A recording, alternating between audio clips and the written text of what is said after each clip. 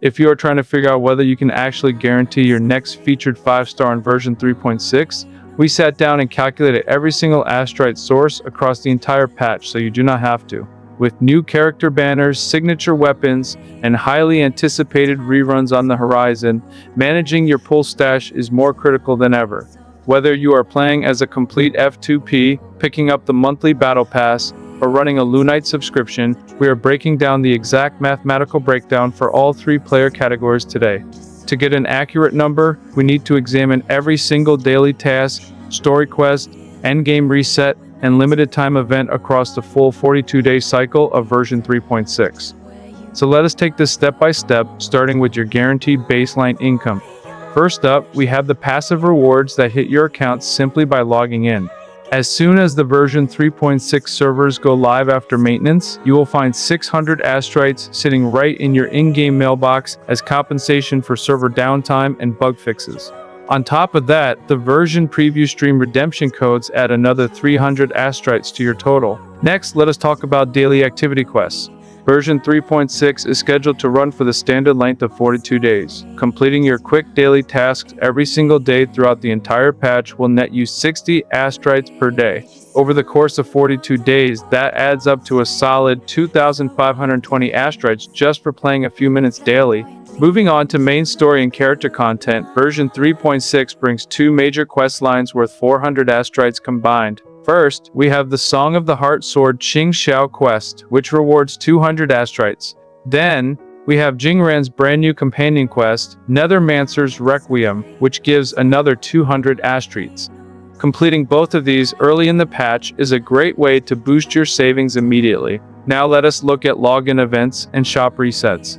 The temporary login event running alongside the patch update will award 5 Radiant Tides and 5 Lustrous Tides over the course of a week.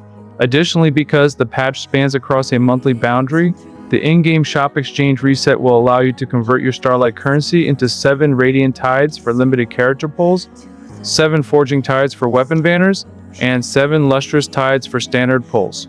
Finally, if you progress through the free tier of the Pioneer Podcast Battle Pass to level 50, you will pick up 5 more Lustrous Tides. Next up is endgame and recurring combat modes. These are a huge source of income, but they do require a built roster to clear completely. First, we have Fantasies of Thousand Gateways. Over the course of version 3.6, this mode will reset 6 times on a weekly basis, yielding a total of 960 Astrites if you clear all weekly milestones. For high-level endgame content, we have Tower of Adversity and Whimpering Waste. Fully clearing Tower of Adversity will give you 800 Astrites, while Whimpering Waste provides another 800. On top of that, End State Matrix adds 400 Astrites to the pool.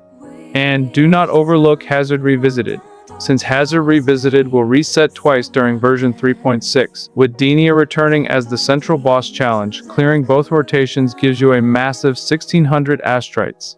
Combined, these endgame modes make up over 3,600 Astrites of your total patch income. Now let us break down the limited time events. Version 3.6 features 5 distinct events ranging from casual leisure activities to high-intensity combat. Number 1, Strings Remember. This is a leisure-focused event rewarding 400 Astrites. Number 2, Resonance Sim Realm. This combat event rewards 700 Astrites for completing its highest difficulty tiers. Number 3, If Dreams Still Reverberate.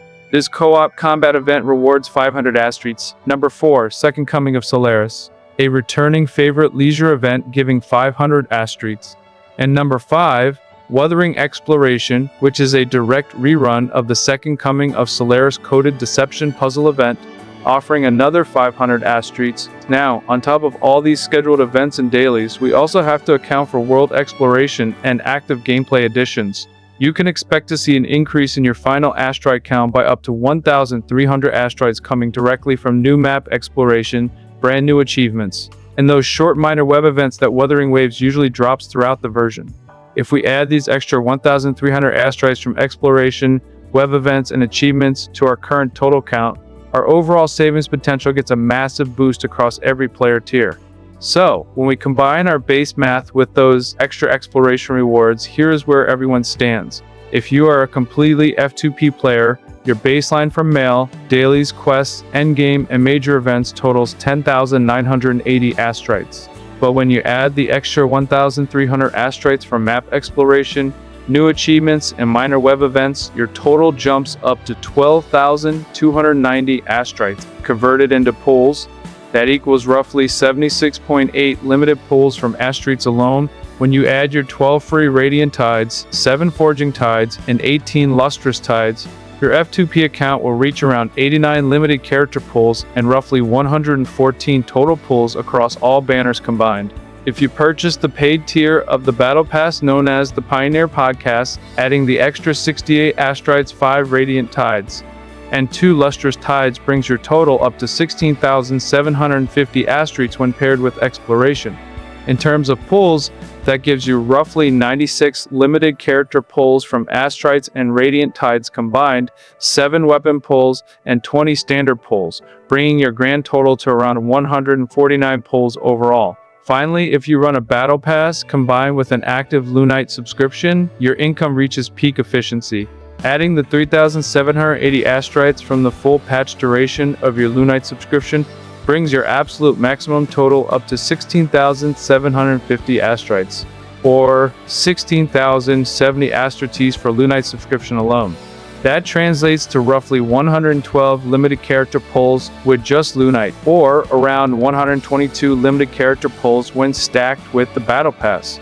Across all banner types, Battle Pass and Lunite subscription players will walk away with a grand total of around 149 pulls in version 3.6. Which character or weapon are you pulling for in version 3.6? Drop your savings goal in the comments below, leave a like if this breakdown helped, and subscribe for more Wuthering Waves guides. Catch you all in the next video.